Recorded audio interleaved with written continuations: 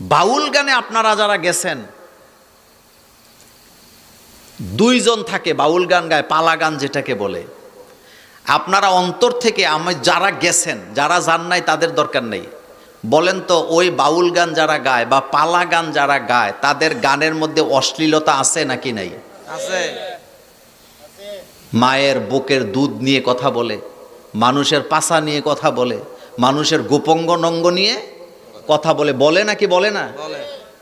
কিন্তু আপনারা যারা আমার সামনে বসে আছেন, বলেন তো এই কোরআনুল কারিমে একটা অশ্লীল কোনো শব্দ আছে? সুবহানাল্লাহ পড়েন। একটা অশ্লীল কোনো শব্দ কোরআনে আছে? 30 পারা কোরআনের কোথাও আপনি একটা অশ্লীল শব্দ পাবেন না। অথচ স্বামী স্ত্রীর কথা কোরআনে আছে নাকি নাই? বিয়ের কথা কোরআনে আছে নাকি নাই? সন্তান জন্ম দেওয়ার কথা কোরআনে আছে নাকি নাই? কিন্তু অশ্লীল কোনো শব্দ নেই। এটা কোরআন, এটা পবিত্র কিতাব।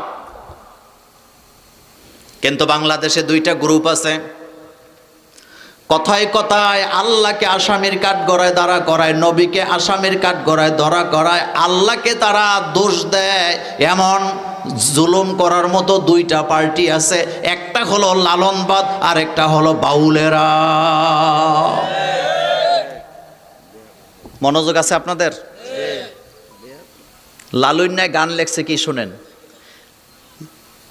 যেমনে নাচাও তেমনে নাচি।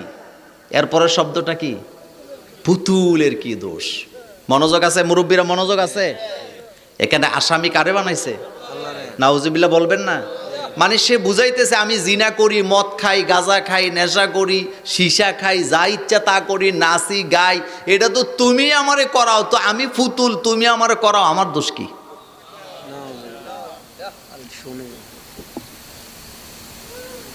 এই বছর লালনের আখড়া মেলা হয়েছে, 12 মণ গাঁজা বেচা হয়েছে। ফেরেশতারা খাইছে এডি না? আপনাদের এই অঞ্চলে গাঁজা নাই বোধহয়। আচ্ছা, যেডি গাঁজা খায় এডির কমন সেন্স ঠিক আছে নি? হেতে দক্ষিণে যাইতে কইলে কথা সত্য নি? আমি একদিন নিশা টাওয়ার, আপনারা তো জান কুমিল্লা রেস কোর্স, নিশা টাওয়ারের সামনে আমাকে কে কে যেন ওই যে রিক্সায় উঠাই দিবে, তো এক রিক্সাওয়ালা আইসাকে হুজুর আপনি উঠেন, আপনার আমি চিনি, কিন্তু তার চেহারা স্রোত দেখিয়া আমি কই না আমি তোমার রিক্সাতে উঠব।